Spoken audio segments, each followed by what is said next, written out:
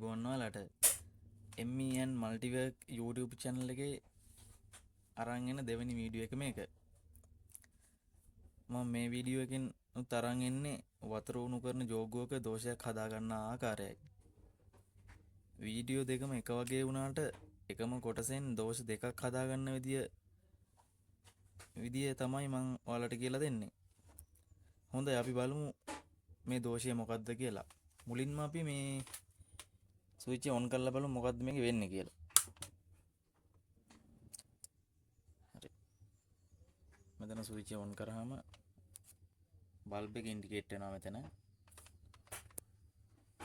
බලමු මෙයාට ඔෆ් වෙයිද?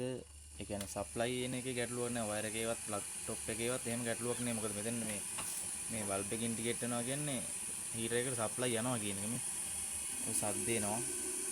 උණු වෙනවා පේනවා.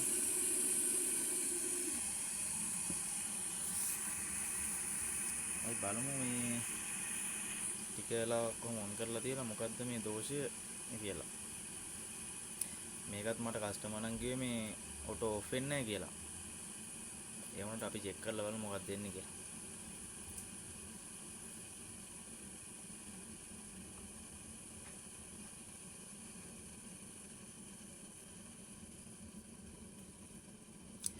දැන් නම් වතුර හොඳට පැහිලා තියෙන්නේ. දුමත් එනවා හොඳට.